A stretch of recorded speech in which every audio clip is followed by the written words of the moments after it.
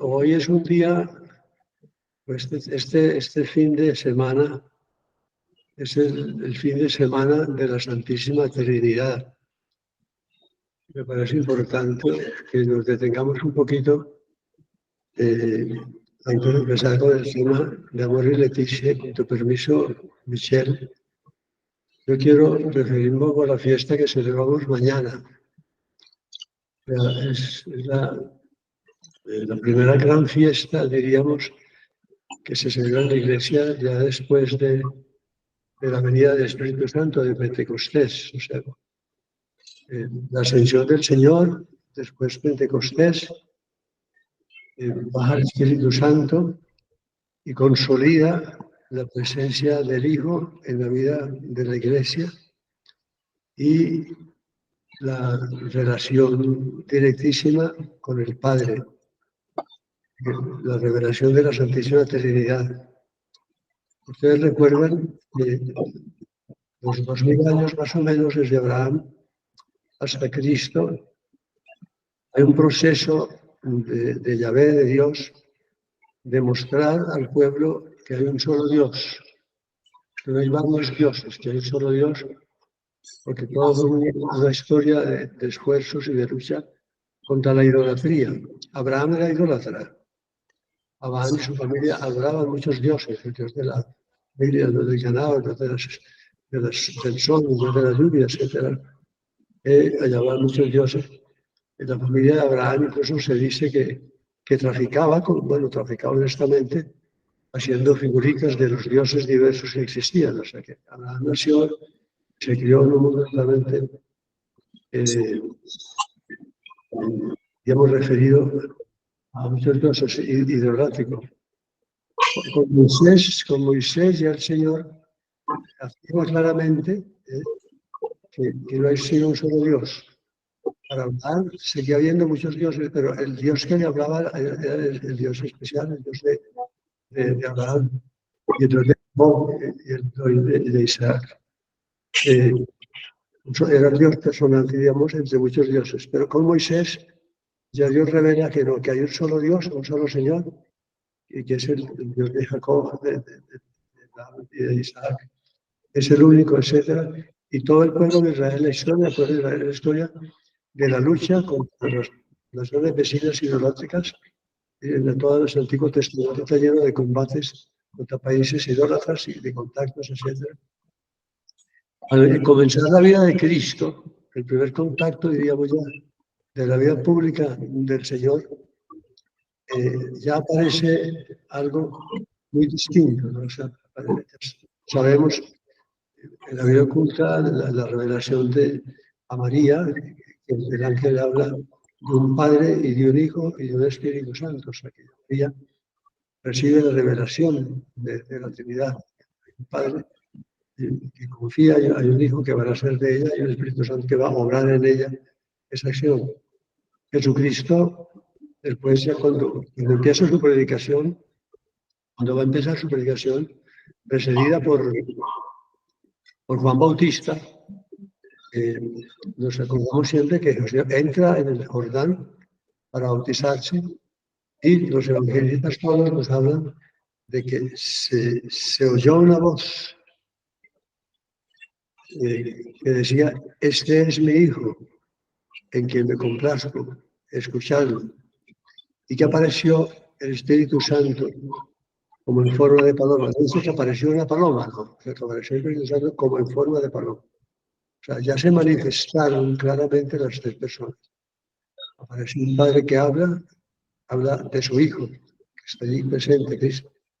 Y aparece la acción del Espíritu Santo, que San Juan Bautista comprende con la luz del Espíritu Santo claramente que está frente al Mesías. Es el Hijo de Dios. Después, a lo largo de la vida pública del Señor, Jesús se refiere muchas veces a su Padre. Continuamente está mencionando a su Padre, está hablando claramente y hablando, mi Padre y yo somos uno. O sea, hablando ya de que hay un solo Dios, porque hay dos personas distintas. Aparecen el Padre y el Hijo. Entonces, si es alguien, ¿aló? me llama. Urgentísimo. Margarita, apaga el micrófono. Ok. Entonces, cuando Felipe le presenta, le dice, muéstranos al Padre, nos basta. El Señor dice, Felipe, llevo mucho tiempo contigo. Quien me ve a mí ha visto al Padre. O sea, la unidad tremenda entre el Padre y el Espíritu, entre el Padre y el Hijo.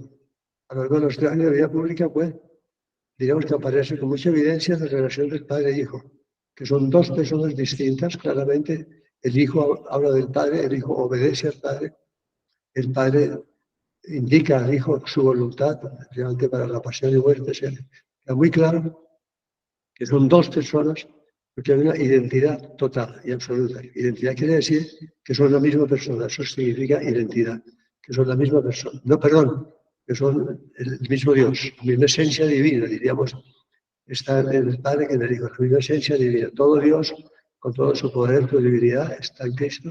Todo Dios, con todo su poder y su divinidad, está en el Padre. Al final de la vida, ya el Señor presenta al Espíritu Santo. Cuando hemos meditado mucho antes de conocer, os conviene que yo me vaya, porque si yo no me voy, el Espíritu Santo no vendrá a vosotros. Entonces ya está Cristo diciendo, hay una persona, que es la persona del Padre, que me enviaron, hay otra persona, la persona del Hijo, que ha venido al mundo, se encarnó en la Virgen, y el Padre y el Hijo, vamos a enviar otra persona, distinta del Padre, distinta del Hijo, que será el Espíritu Santo. Otra persona que tendrá las mismas características. Pues hay un solo Dios, una esencia divina, un solo ser divino, una sustancia divina que comparten 3 personas. Es con exactitud, o sea, el uno es Dios, el otro es Dios, el Padre es Dios, el Hijo es Dios, el Espíritu Santo es Dios. El Padre es eterno, el Hijo es eterno, el Espíritu Santo es eterno, etc. El Padre no es el Hijo, el Hijo no es el Espíritu Santo. O sea, queda muy claro. Hay un símbolo que llama símbolo atanasiano, que desarrolla muy claramente cómo se da esa relación y la identidad de las 3 personas en una sola unidad. Dios es uno solo. Y por eso cuando Cristo sube al cielo, dice que está el Espíritu Santo, les habla del bautismo en el nombre del Padre y del Hijo y del Espíritu Santo, que es la fórmula que se utiliza en el bautismo. El bautismo, al ser bautizada una persona, pues se dice, yo te bautizo en el nombre del Padre y del Hijo y del Espíritu Santo.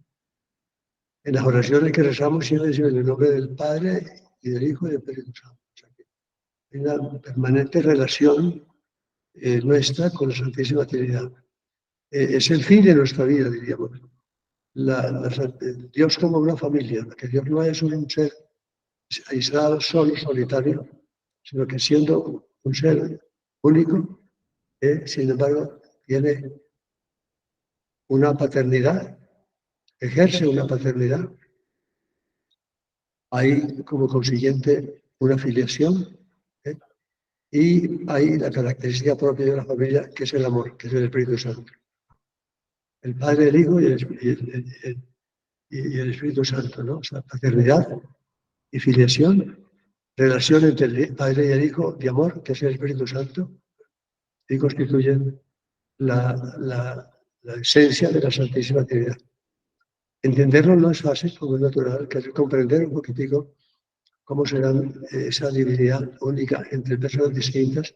No es fácil. En la catequesis se utilizan muchas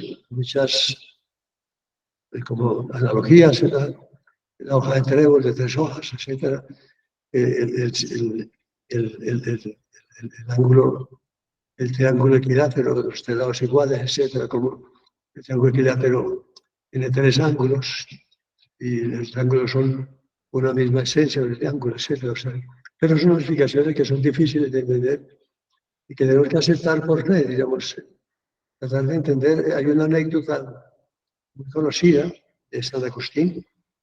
San Agustín profundizó muchísimo en la teología sobre la Santísima Trinidad. Tiene muchos tratados sobre la Santísima Trinidad muy densos, muy profundos.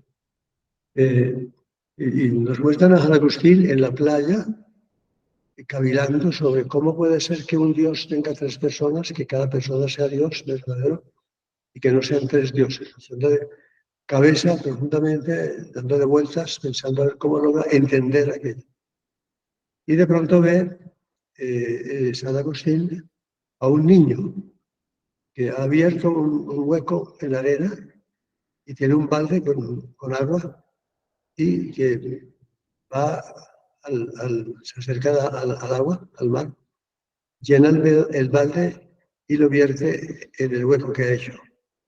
Y después vuelve al mar y lo llena el balde de agua y lo echa en el hoyo. O sea, y así varias veces. San Agustín se queda mirándolo, se interrumpe sus pensamientos y su meditación y piensa, este niño, ¿qué está haciendo? O sea, qué cosa más absurda que está haciendo, ¿a qué se refiere? ¿No? Él le preguntó al niño, preguntó, ¿qué estás haciendo? Y entonces el niño dijo, estoy tratando de ver si yo puedo echar toda el agua del mar en este hueco que yo hice.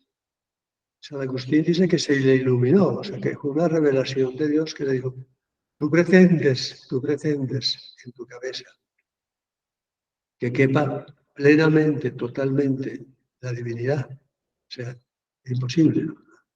San José María decía algunas veces, dice, un Dios que cupiera en mi cabeza sería un Dios pequeño. El Dios inmenso no puede caber en la cabeza humana, por tanto nos desborda totalmente, ¿no? Entonces tenemos que inclinar la cabeza y por fe aceptar claramente y desear que todas nuestras acciones y todas nuestras obras sean hechas siempre en el nombre del Padre y del Hijo y del Espíritu Santo. Y que caigamos en la cuenta, ¿no? Que caigamos en la cuenta, que no las digamos como a la carrera, ¿no? Lo mismo que en el rosario, cuando rezamos en gloria al Padre, gloria al Hijo, gloria al Espíritu Santo. O sea, que estas oraciones a la Santísima Trinidad tengan en nuestra vida personal esencia, o sea, que tengan contenido. Que cuando yo diga Padre nuestro, yo esté pensando seriamente en el Padre, esté pensando en mí, que soy su Hijo, esté pensando en el Espíritu Santo que le da contenido a esa oración. Siempre en cualquier oración, figura siempre el objetivo final, el Padre, el medio, el Hijo, y el auxilio del Espíritu Santo para vincular al Padre con el Hijo en nuestra oración. Entonces, tengamos en cuenta eso, ¿no? Que no sé si en Fátima o en Lourdes, cuando rezaban el rosario con la Virgen, los videntes decían que la Virgen estaba silenciosa, escuchando las Ave Marías, y que cuando rezaban en gloria al Padre, gloria al Hijo, gloria al Espíritu Santo, la Virgen inclinaba la cabeza en señal de reverencia. O sea, no digo que hagamos eso, pero podríamos hacerlo, que cuando digamos gloria al Padre y al Hijo y al Espíritu Santo, había como cierto gesto de glorificación, de inclinar la cabeza con humildad, para reconocer que aunque no entiendo, amo. Lo mismo cuando decimos en el nombre del Padre, y del Hijo y del Espíritu Santo. Entonces, pero sin embargo, Dios quiere estar en nosotros, el Espíritu Santo quiere estar en nosotros. Somos poseedores de la gracia santificante que es el Espíritu Santo y por tanto sí cabe en nuestro corazón. O sea, en eso insistía San José María. O sea, no cabe en mi cabeza, pero cabe en mi corazón. O sea, si yo en vez de estar pensando en la Trinidad, amo la Trinidad, la puedo amar con amor infinito. Y mi amor puede ser inmenso y mi amor puede ser maravilloso.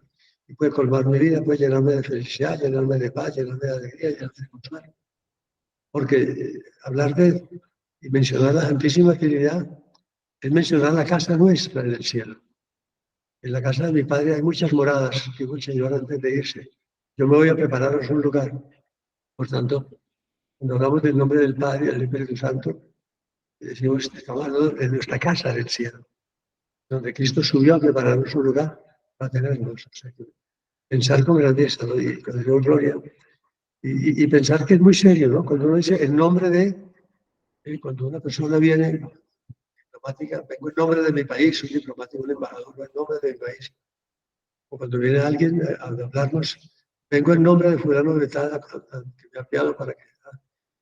Ese venir en nombre de alguien le da, por esa importancia del alguien, una trascendencia especial. Por eso cuando digo, en el nombre del Padre y del Hijo, estoy metiendo muy seriamente en aquello que estoy diciendo o haciendo o hacer, a a la Santísima Trinidad en pleno. O sea, estoy hablando del cielo y la tierra, de alguna manera, aunque no lo percibamos sensiblemente, es muy importante. Por eso quisiera eso, ¿no? Que hago el propósito de que cuando leemos el Padre Nuestro, acentuemos la palabra Padre realmente. Cuando veamos el Gloria en el Santo Rosario, experimentemos el estremecimiento de estar haciendo un acto profundo de alabanza a Dios, el reconocimiento de su divinidad y señoría. Y cuando digamos en nombre del Padre y del Espíritu Santo, sintamos en nombre de quién vamos a hacer eso, vamos a realizar eso que estamos haciendo. Que es importante entonces. Por eso un día hay una oración propia de la liturgia, no obligatoria, que se llama Trisagio Angélico. Trisagio Angélico. Es una repetición letánica de la Santísima Trinidad, Santo Dios, Santo Mortal, de misericordia de nosotros. Es muy bonita, se reza viernes, sábado y domingo, 3 días de ensayo angélico. En la obra, los centros de Opus Dei, los fieles de Opus Dei, rezamos ese ensayo angélico siempre previo a la fiesta de la Santísima Trinidad. Entonces, muy bien. Bueno, con este preámbulo, si alguna tiene algún comentario, por favor, alguna pregunta, y pasamos a la consideración de la carta del Papa.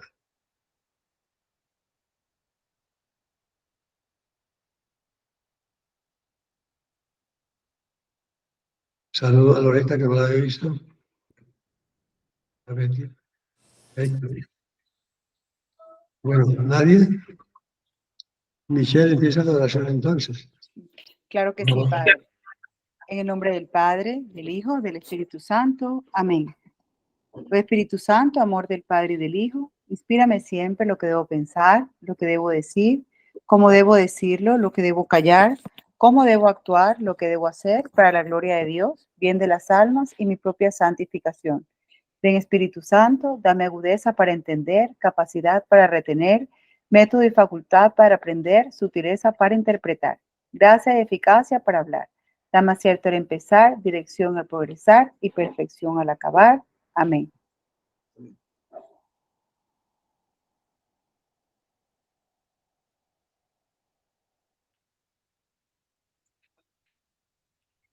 A ver.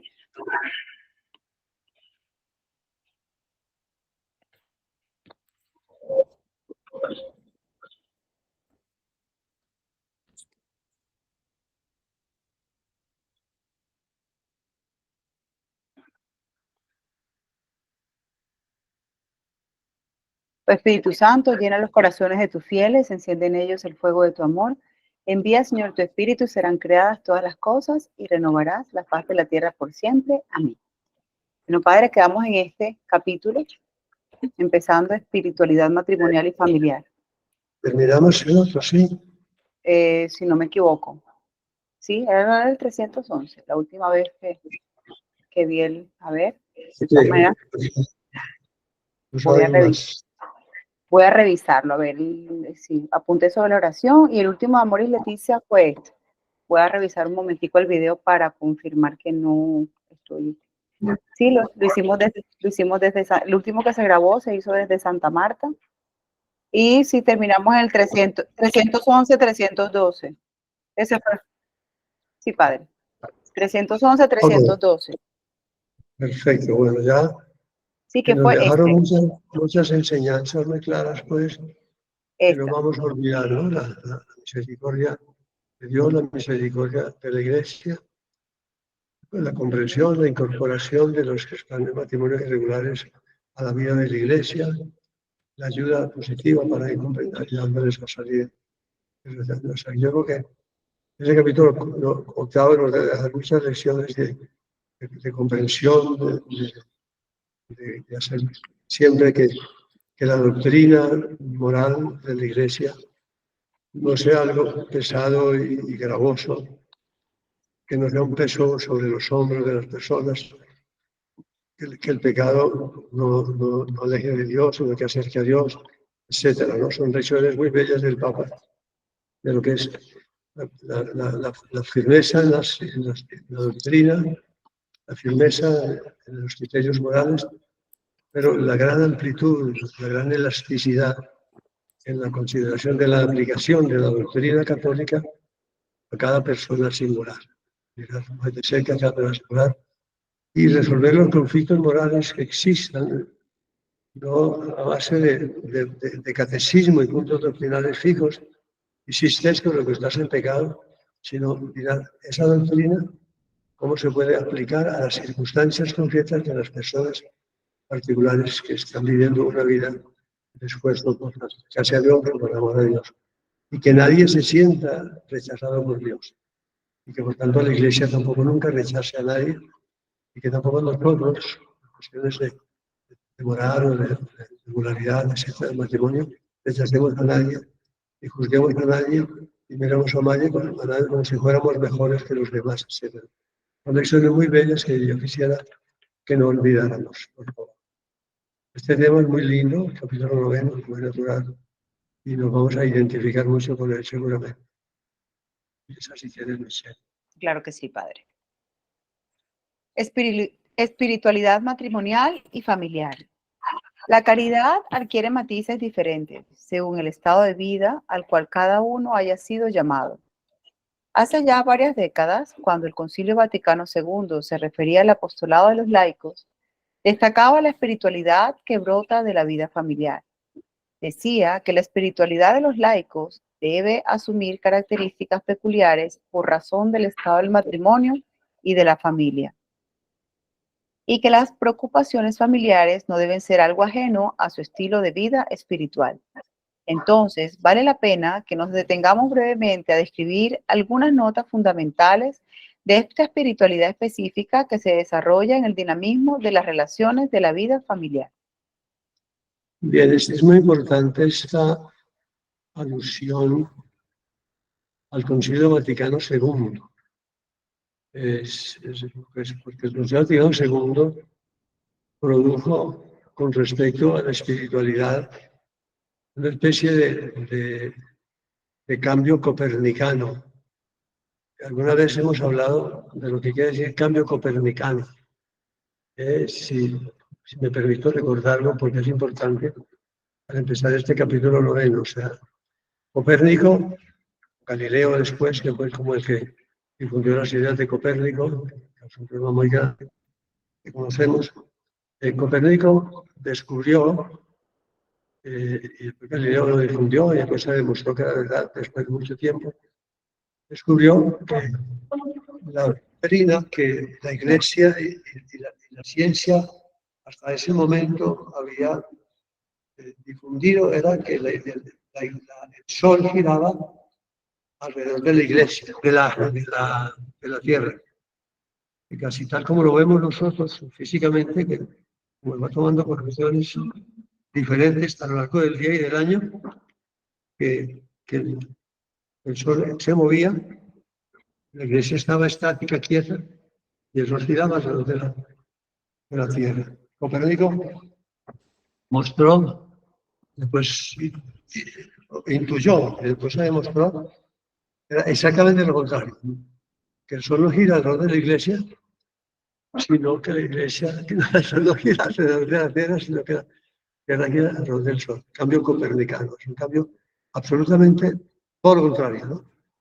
Bien, pues en el Concilio Vaticano II, cuando por la doctrina del Opus Dei revelada a San José María, de la llamada universal a la santidad, hasta ese momento el trabajo y la familia eran dos elementos que contrastaban con lo que podría ser una vida intensa espiritual. O sea, a los laicos hasta el Concilio Vaticano II, hasta San José María, pero el Concilio Vaticano II recogió esa doctrina de San José María totalmente, ¿no? Hasta San José María, en el 28, ya de 100 años, y hasta el 63, 64, etcétera, con el Concilio Vaticano II, se acoge totalmente esa doctrina, incorpora a la posibilidad de tener una vida espiritual intensa, o sea, de un camino de santidad a la familia y al trabajo. O sea, lo que antes se consideraba un obstáculo, tú no puedes ser santo, se le decía a los casados, los que trabajan. O sea, lamentablemente, como tienes tanto trabajo que hacer, como tienes vida, familia, como tienes hijos, tú no puedes dedicarte a una vida espiritual. Por tanto, tú conténtate con no pecar. O sea, diríamos que, así un poco sintéticamente, la doctrina espiritual para los laicos antes del Concilio Vaticano II era aléjate del pecado mortal, defiéndete del pecado mortal. No puedes aspirar a mucho, pues no puedes dejar la familia para ponerte a rezar, no puedes dejar tu trabajo para ponerte a rezar, por tanto ni el trabajo ni la familia te sirven, son obstáculos. ¿Eh? Y la vida religiosa, la vida de entrega a Dios total, como una especie de darle la espalda a la familia, darle la espalda al trabajo para poderme dedicar a Dios plenamente, ¿no? Esa es la vida religiosa. Por tanto, la canonización de laicos, a no ser mártires, que eso sí, la Iglesia ha canonizado mártires laicos, pero el martirio es una cosa distinta, pero nunca se pensó en canonizar laicos que fueran solo laicos. En estos días celebramos la fiesta de Santa Rita de Casia. No sé si saben quién es Santa Rita de Casia. Hay una película preciosa que la recomiendo mucho, mucho. Santa Rita de Casia, es larga, tiene como 3 horas, pero es espléndida. Muestra a una mujer impresionante que se casa con una de las grandes familias de la época y vive una vida familiar intensa con su esposo, que era un salvaje. Lo convierte a la fe, etcétera. Es una obra maravillosa.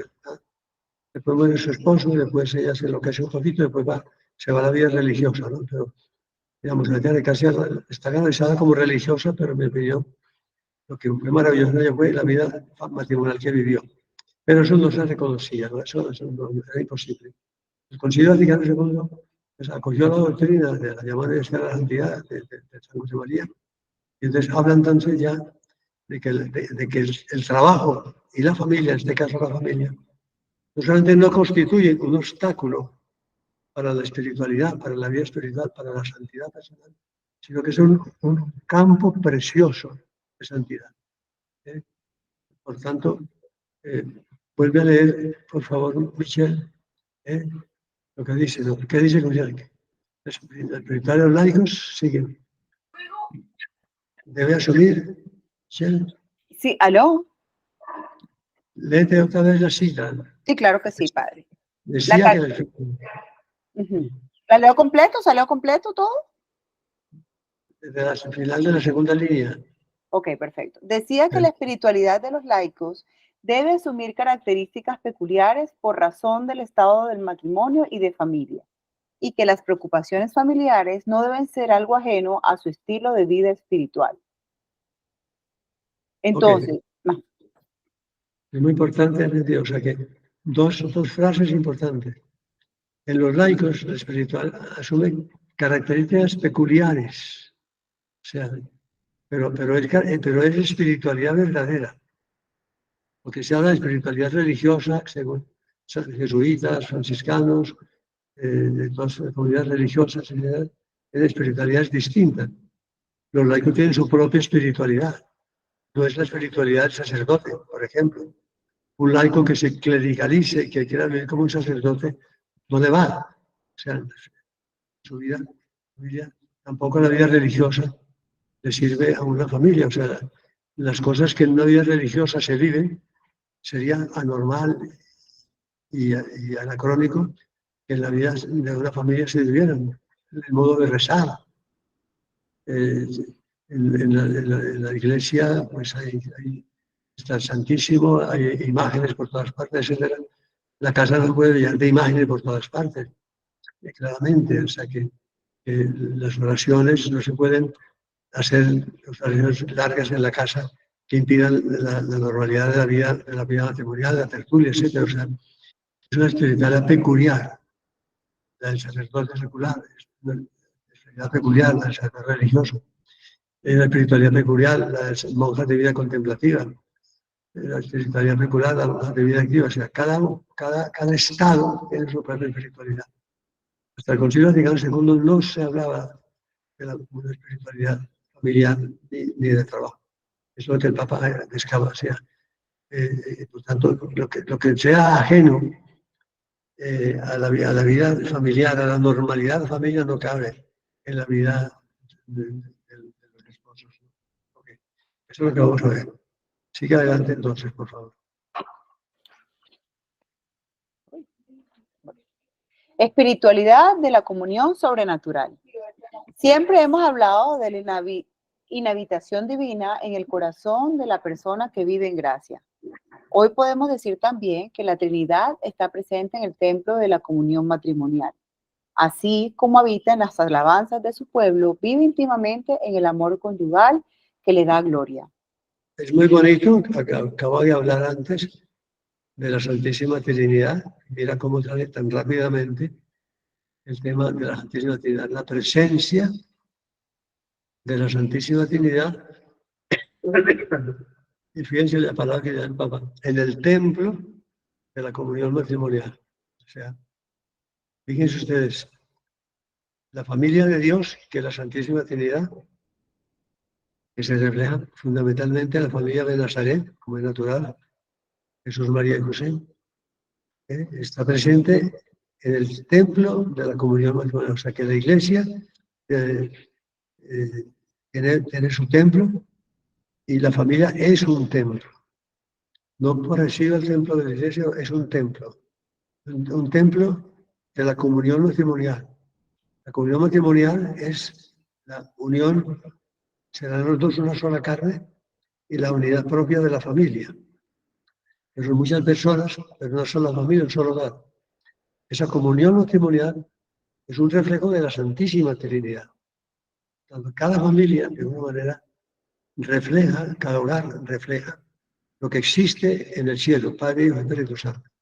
Está presente, es bonito. O sea, la Trinidad está presente en el templo de la comunión matrimonial. Es muy bonito pensar, ¿no? Mi casa es un templo, pero un templo distinto.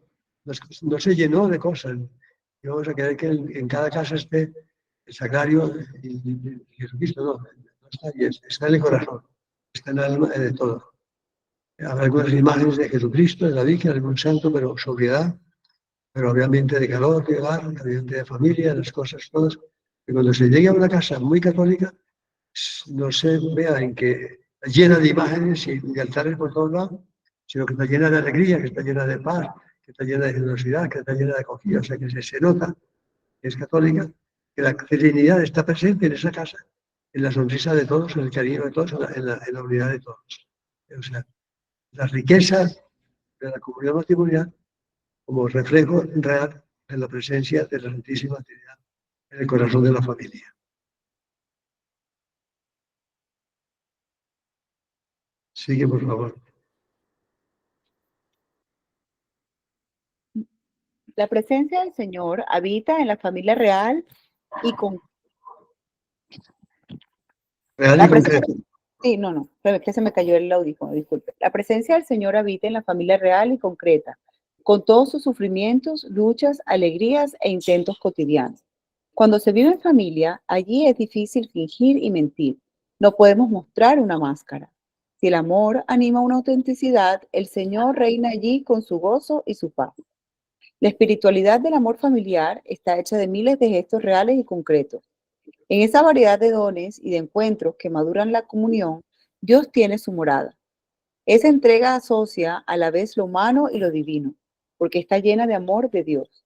En definitiva, la espiritualidad matrimonial es una espiritualidad de vínculo habitado por el amor divino. Exacto, o sea, ¿cuál es la espiritualidad de nuestra vida conyugal? ¿No?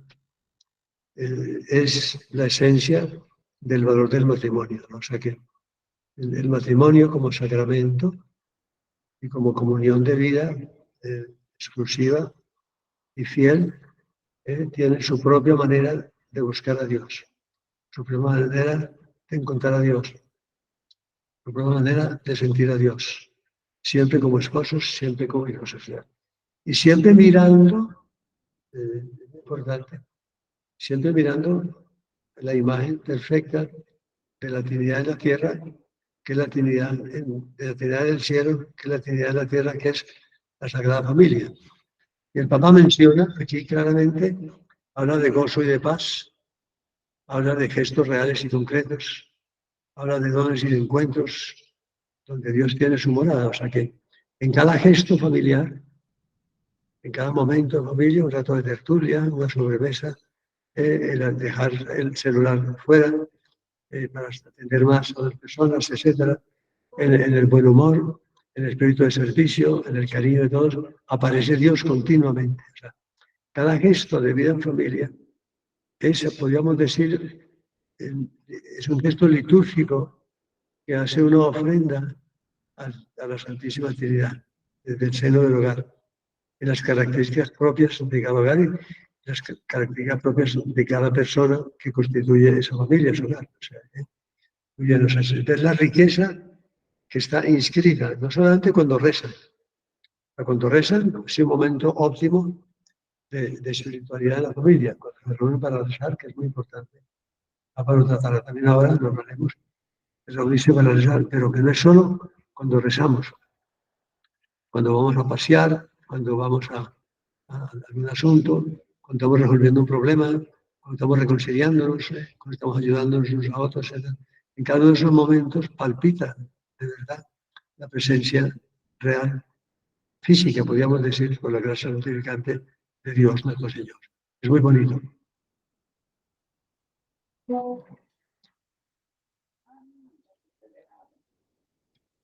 Una comunión familiar bien vivida es un verdadero camino de santificación en la vida ordinaria y de crecimiento místico, un medio para la unión íntima con Dios, porque las exigencias fraternas y comunitarias de la vida en familia son una ocasión para abrir más y más el corazón, y eso hace posible un encuentro con el Señor cada vez más pleno.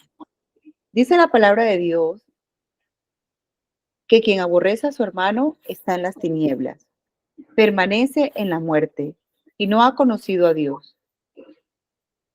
Mi predecesor Benedicto XVI ha dicho que cerrar los ojos ante el prójimo nos convierte también en ciegos ante Dios y que el amor es en el fondo la única que ilumina constantemente a un mundo oscuro. Solo si nos amamos los unos a los otros, Dios permanece en nosotros y su amor ha llegado en nosotros a su plenitud. Puesto que la persona humana tiene una innata y estructural dimensión social y la expresión primera y originaria de la dimensión social de la persona es el matrimonio y la familia, la espiritualidad se encarga en la comunión familiar. Entonces, quienes tienen hondos deseos espirituales no deben sentir que la familia los aleja del crecimiento en la vida del espíritu, sino que es un camino que el Señor utiliza para llevarles a las costumbres de la unión mística. Las cumbres. Sí, ok. O sea que la esencia de la espiritualidad matrimonial es el amor, claramente. O sea, si hay amor, hay espiritualidad, hay hogar, hay presencia de Dios. Realmente es eso, ¿no? El mirarse con cariño, el saber que lo importante de cada espiritualidad es el amor. Por tanto, es importante tener unas reglas, vivir un protocolo de familia, una serie y hay que momentos de oración, por supuesto, pero queremos acercarnos más a Dios, vamos a rezar más. No, vamos a convertir más nuestra vida familiar en oración personal. O sea, no es que para ser mejor familia, nosotros, los cristianos, tenemos que todos a misa todos los días, todos rezar el rosario todos los días, todos tener una novena todos los días, vamos a rezar mucho. No, recen menos y quiéranse más, ayúdense, colabórense, sean felices, estén alegres, etc. La espiritualidad familiar no está en la abundancia de rezos, sí en la abundancia de presencia de Dios en cada uno, que no utiliza tiempo. Pero, por ejemplo, una persona en la casa al final del día, persona piadosa, etcétera, buena, que dice, yo rezo el rosario por la noche, no me molesten, no me hagan ruido, yo tengo que rezar el rosario. No los puedo atender, porque no rezar el rosario, no. O sea, El rosario puede tener su sitio y estar ahí, de acuerdo con la familia, etcétera.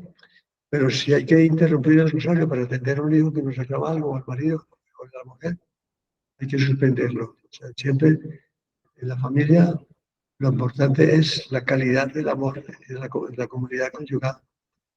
Por tanto, es saber eso, que es más importante rezar que atender a ustedes. No, no es más importante rezar que atender a los hijos. No, atender a los hijos es rezar, es una oración. Eso es lo más importante, etcétera. Muy bien. Ver pues que la esencia de la espiritualidad no está en las cosas que hacemos, sino en el cómo nos queremos.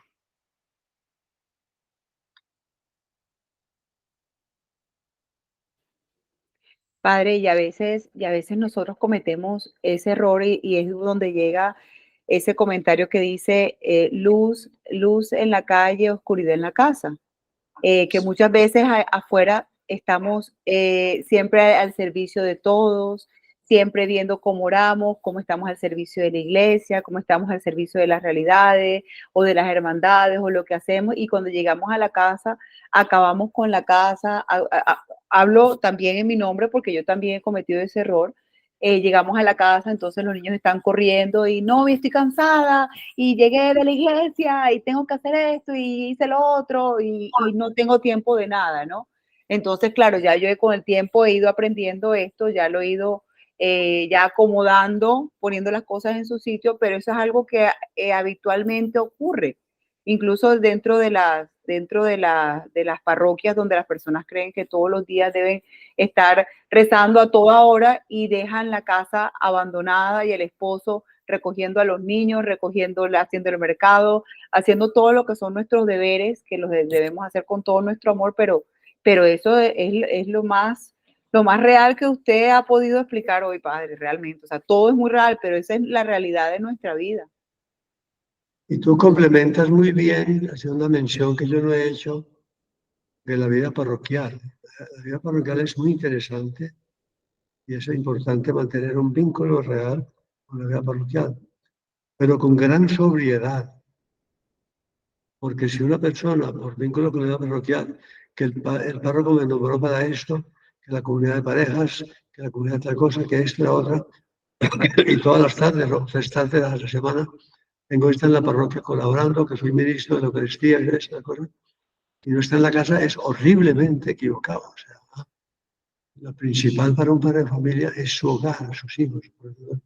Alguna reunión, por supuesto, hay que tener, porque hay que formarse, pero muy sobriamente, o sea, pero no estar que casi todas las tardes estoy fuera rezando, haciendo apostolado, formándome, y la casa sola, nos hijos solos, etcétera. ¿No? Mencionaste eso y es muy importante ese complemento, ¿no? De ya ser muy sobrios y saber valorar mucho, valorar el valor de la presencia física, de estar para los hijos, de estar para el marido, de estar con la sonrisa, de estar con el buen humor, de estar guardando siempre, tú dices eso, ¿no? Que cuando tengas cansado la casa de pronto, guardar energías para poder estar dando lo que podamos dar. Esa es la espiritualidad. Muy bien, esa es la santidad, ese es el amor de Dios, ¿no? Eso es lo que espera el Señor. Sé esposo, sé esposa, sé padre, sé hijo, etcétera. Muy bien. Ok, sigue adelante, por favor. Se fue la imagen.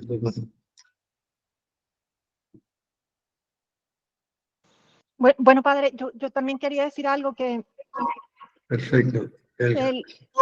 yo soy soltera y sí tengo claramente mucho más tiempo para la oración que una persona casada. Y hay unos fines de semana que logro verme con mi mamá. Y claro, es tan poquito el tiempo que pasamos juntas que a mí me gusta dedicarlos a ella, pero muchas veces no tengo tanto tiempo para la oración. Pero esta mañana estaba rezando el rosario y le pedí a la Virgen María que mantuviera a mi mamá dormida para yo poder terminar el rosario. Eso es todo, padre, qué pena. Bueno, es que tienes un buen cómplice. Estupendo. Sí, total, padre, gracias. Padre, buenos días a todos. Me da gusto saludarte. ¿Cómo están? Padre, bueno, con lo que acaba de decir Erika, sí, creo, el tiempo de la oración. Acabo de salir de la Eucaristía y decía el sacerdote con referencia a San Francisco de Asís, que ya San Francisco de Asís no hacía oración, porque todo él era oración. Y que él le decía a sus frailes que había que sintonizar el corazón con la mente y la mente sintonizarla con Dios. Y de esa manera, todo cuanto hagas en el día se convierte en oración. Entonces, yo pienso que no es tanto el tiempo que le dediquemos, sino realmente la conexión en todo lo que hagamos en el día, ¿no?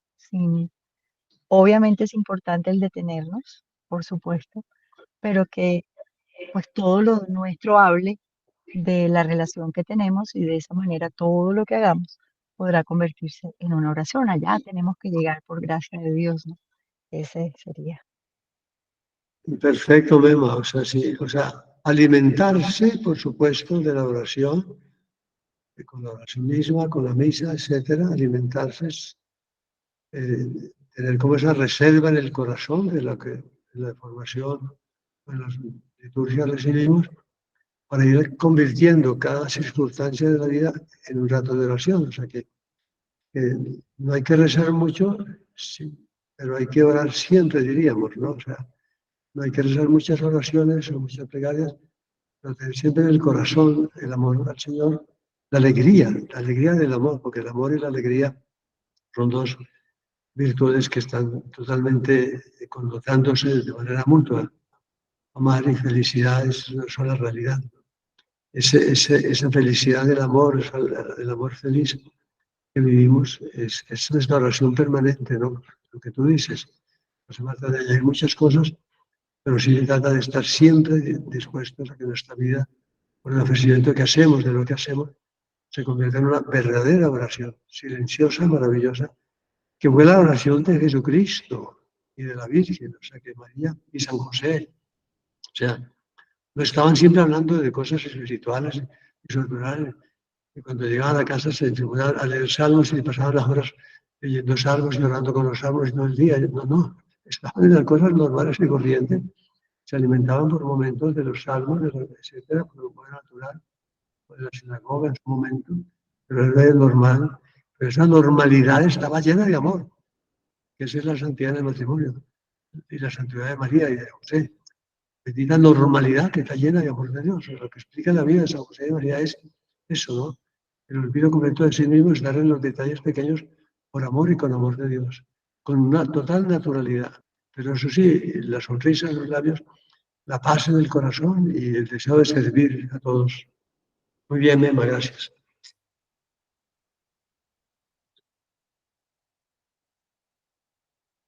Se perdió la imagen, Michelle. No lo ven. ¿No ven nada, padre? No, Ok, ya reviso qué pasó aquí. Es que me quedé sin pila. Listo. Entonces, juntos en la oración a la luz de la Pascua. Si la familia logra concentrarse en Cristo, Él unifica e ilumina toda la vida familiar. Los dolores y las angustias se experimentan en comunión con la cruz del Señor y el abrazo con Él permite sobrellevar los peores momentos. En los días amargos de la familia hay una unión con Jesús abandonado que puede evitar una ruptura. Las familias alcanzan poco a poco, con la gloria del Espíritu Santo, su santidad a través de la vida matrimonial, participando también en el misterio de la cruz de Cristo, que transforma las dificultades y sufrimientos en una ofrenda de amor. Por otra parte, los momentos de gozo, el descanso o la fiesta y aún la sexualidad se experimentan con una participación en la vida plena de su resurrección. Los cónyuges conforman con diversos gestos cotidianos ese espacio teologal en el que se puede experimentar la presencia mística del Señor resucitado. si son los dos momentos, diríamos, de los que la vida está compuesta, ¿no? Momentos de gozo, momentos de paz, momentos de serenidad, momentos de contento, momentos de alegría, muchos. Pero hay también componentes, momentos de dolor, momentos de tristeza, momentos de rabia, momentos de desconsuelo, momentos de sensación de fracaso, etcétera, ¿no? Entonces, es importante que en esa espiritualidad matrimonial sepamos convertir, ¿no? Convertir esos momentos, tanto los de alegría y de gozo como los momentos de dolor, en momentos de presencia de Dios con nosotros, ¿no? En la oración a San José María me parece que es muy, muy importante. La estampita que rezamos, la devoción a San José María dice, hablándole a Dios, haz que yo sepa también convertir todos los momentos y circunstancias de mi vida en ocasión de amar y de servir a la Iglesia, al Romano Pontífice, a las almas, etc. O sea, que todo lo que suceda, en momentos en que la situación económica está difícil, en que llega la enfermedad, en que llega el mal genio, los disgustos, la impaciencia, etcétera, y la rabia y el silencio. O sea, saber mirar la cruz, mirar la cruz. En este momento me viene a la cabeza, lo hemos comentado en alguna ocasión, como en la liturgia de la ceremonia matrimonial, sacramento, en Polonia, no sé si en toda Polonia, bueno, en algunos lugares de Polonia, hay una participación en la liturgia de la presencia de la cruz. El consentimiento que dan los esposos en el momento ya, digamos, culminante del sacramento del matrimonio, cuando cada uno consiente ser tu esposo, ser tu esposa, tienen presente ante sus ojos y en sus manos sosteniendo la cruz. La cruz que después acompañará la vida de la familia. O sea, llevan una cruz a la ceremonia y lo que miran, diríamos, cuando dicen te acepto para siempre, el dolor, la enfermedad, las dificultades, etcétera, etcétera, están mirando la cruz. Y la idea, el consejo es que cuando surja en la vida matrimonial una discusión, miren esa cruz, la que estaban mirando cuando te entregaste a él y diste tu consentimiento matrimonial, están mirando la cruz. Esa cruz se está presidiendo en algún lugar notable de la casa, cuando venga el momento de dolor, momento de tristeza, o de lucha, o la rabia, o la impaciencia, mirar esa cruz. Me comprometí delante de Dios ante la cruz de darte todo, de hacerte feliz, de dedicar mi vida a hacerte feliz. Eso es bonito, la cruz. Y después, por otra parte, los momentos de gozo que el papá trata también. O sea, que que sintamos cuando estemos contentos, cuando estemos alegres, que sintamos la felicidad de la plena de la resurrección. O sea, que en los momentos de alegría no perdamos de vista que así como vivimos felices y como nos reímos, como nos comprendemos y como nos ayudamos, y como nos servimos y como nos miramos, es tan maravilloso que así debe ser el cielo. O sea, son dos miradas. La mirada del dolor y de las dificultades a la cruz. Y la mirada al cielo de los momentos lúcidos y agradables. Pensar, así como nos sentimos tan felices, así debe ser la vida eterna, ¿no? Pero infinita. Es muy bueno este párrafo del Papa para ver las dos miradas a la vida matrimonial, que es santidad en el matrimonio, creo que estamos viendo, ¿no? Okay. Comenten algo, por favor.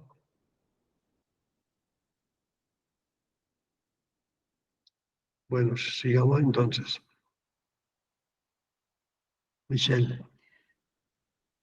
Padre, ese pedacito de la oración de San José María, ¿no? Que es tan hermoso, el que yo sepa como si tan fuerte, es el momento ese que uno tiene que convertir en todas las circunstancias de la vida, o sea, ya es magnificar cada segundo que pasa en donde uno debe cambiar, o sea, siempre tiene que cambiar todo solamente para la gloria de Dios. O sea, todo lo que uno hace, que no lo haga por el bien propio, ni por el gusto propio, ni por nada de eso, es simplemente todo por la felicidad y el amor y para hacer luz en la fe y el amor para los demás, ¿no? O sea, uno es despojarse, o sea, solo la palabra esa de convertir es el transformar todo lo que uno hace, o sea, cuando uno llega a pedirle a San José María de esa forma, o sea, cómo uno no lo va a convertir a él en un intercesor tan maravilloso ante Dios de la vida de uno, ¿no? O sea, el no reconocerlo, el no tener esa afiliación divina permanente, realmente lo vuelve uno muy débil, porque uno realmente está trabajando para cansarse si lo hace sin esa convicción, ¿no? Exacto, perfecto, Guillermo. Uh-huh. Es conversión, Uh-huh. es convertir todo en la obra de Dios, claramente. Es Así convertir todo, lo fácil, lo difícil, lo pasado, lo presente, lo futuro, convertirlo siempre en la obra de Dios, ¿no? Ese es el gran poder de la vida matrimonial, ¿no? Y del sacramento matrimonial. Es convertir todo en camino hacia el cielo, ¿no? Bonito, muy bien, Michelle. Sigue, por favor. Ok, seguimos. La oración en familia es un medio privilegiado para expresar y fortalecer la fe pascual. Se puede encontrar unos minutos cada día para estar unidos al Señor vivo y decirle cosas que preocupan, rogar por las necesidades familiares, orar por alguno que esté pasando momentos difíciles o pedirle ayuda para amar, darle gracias por la vida y por las cosas buenas, pedirle a la Virgen que proteja con su manto de madre. Con palabras sencillas, ese momento de oración puede hacer muchísimo bien a las familias. Las diversas expresiones de la piedad popular son un tesoro de espiritualidad para muchas familias. El camino comunitario de oración alcanza su culminación participando juntos de la Eucaristía, especialmente en medio del reposo dominical. Jesús llama a la puerta de la familia para compartir con ella la cena eucarística. Allí los esposos pueden volver siempre a sellar la alianza pascual que los ha unido y que refleja la alianza que Dios selló con la humanidad de la cruz. La Eucaristía es el sacramento de la nueva alianza donde se actualiza la acción redentora de Cristo. Así se advierten los lazos íntimos que existen entre la vida matrimonial y la Eucaristía. El alimento de la Eucaristía es fuerza y estímulo para vivir cada día la alianza matrimonial como iglesia doméstica. Los momentos de oración. Un padre Pelton, hace muchos años, que quizás no supieron de él, norteamericano, era el gran predicador por todo el mundo, con el eslogan, familia que reza unida, permanece siempre unida. El valor de la oración, y así de las oraciones concretas, es muy importante. O sea, yo recomiendo mucho a todos los matrimonios, hagan alguna oración diaria juntos, esposo y esposa. O sea, es importante, más o menos larga, más o menos corta, pero aunque sea muy corta, no dejen nunca de rezar todos los días una oración juntos por su vida matrimonial y conyugal. Esa parte es vital. Ya, entonces el Papa también menciona hay como una gradación de importancia de las oraciones. La más importante oración es el compromiso de la misa dominical. Sin la misa dominical, todo lo que hacemos en la semana se pierde. Sin la misa dominical, todas las obras buenas que hicimos en la semana se pierden. Sin la misa dominical, todos los ofrecimientos que hemos hecho a Dios, en las circunstancias que hemos vivido, quedan inútiles, no suben al cielo. O sea, la forma verdadera en que la familia se vincula profundamente, en que el sacramento del matrimonio se confunde en el sentido de que se identifican y se convierte en el sacramento de la Eucaristía, la unidad, ¿no? Otra oración buena, el rosario también, una fuerza muy grande, la presencia de la Virgen, no es imperativa, puede rezarse el rosario completo, puede rezarse un rosario más corto, pues un rosario con 3 Ave Marías en vez de 10, o con 2 Ave Marías, o 5, o sea, se pueden hacer variaciones del rosario en el sentido para contemplar la vida de Jesucristo con los misterios, y las Ave Marías se van acomodando a las circunstancias de la casa, lo que sea, pero siempre alguna oración, siempre una plegaria que se le da al cielo. No todo el día estar rezando oraciones, pero sí hay momentos de oración. Y es muy importante en la educación de los hijos en la fe y enseñar a los hijos a rezar, no es ponerlos a ellos a rezar. Ahí con los niños chiquitos, con los pequeños, me parece que hay una equivocación grande del papá y la mamá cuando rezan con sus hijos. Que ordinariamente lo que he visto es que ponen a que el hijo repite, por favor, di esta oración, reza. Como la ilusión de enseñar la oración, así no quiero rezar. Me parece a mí que es una forma equivocada de enseñar a rezar. El Papa Juan Pablo II en Brasil hizo un matrimonio, una ceremonia de varios matrimonios y les dijo una frase que yo recuerdo muy bien, no se me olvida. En la homilía que les habló, pues de consejos para la vida matrimonial, les digo, no enseñen a sus hijos a rezar, recen ustedes. Eso es muy sabio. O sea, los papás, muchos no han comprendido que la manera en que los hijos aprenden a rezar no es rezando, sino mirándolos rezar a los papás y a la mamá. ¿Cómo reza mi papá? ¿Con qué atención? ¿Con qué pausas hace? ¿A dónde está mirando? ¿Qué está mirando? ¿Qué está haciendo? O sea, es muy importante, ¿no? El testimonio personal cuando los papás rezan con los hijos es el papá rezando con piedad las oraciones. El hijo lo acompaña, lo puede acompañar. El hijo está mirando cómo reza el papá.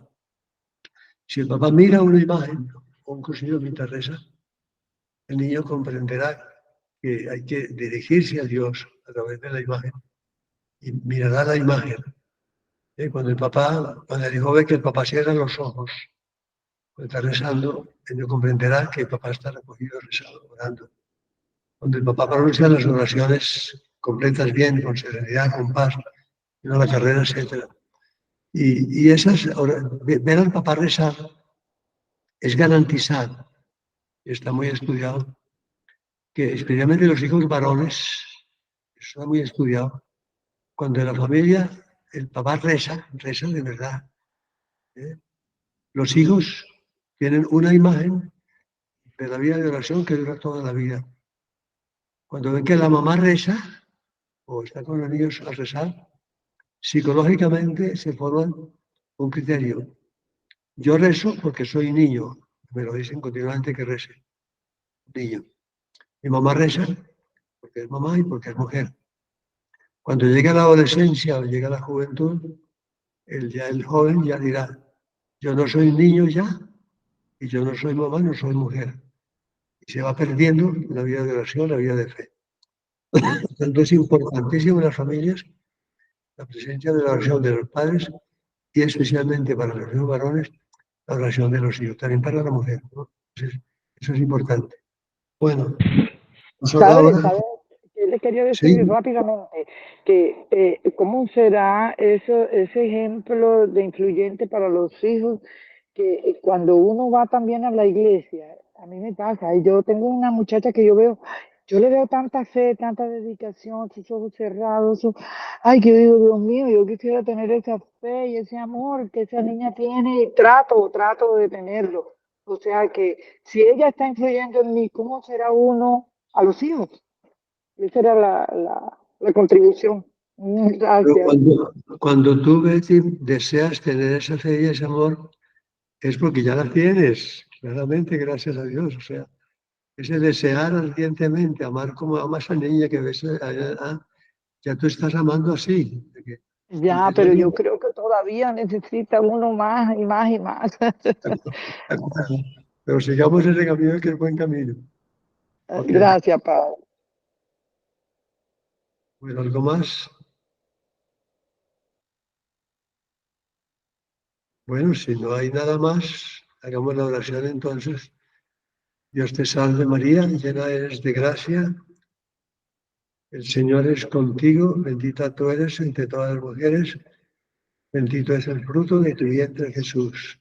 Santa María, Madre de Dios, ruega por nosotros pecadores, ahora y en la hora de nuestra muerte. Amén. Y la bendición de Dios Todopoderoso, Padre, Hijo y Espíritu Santo, descienda sobre ustedes y los acompañe siempre.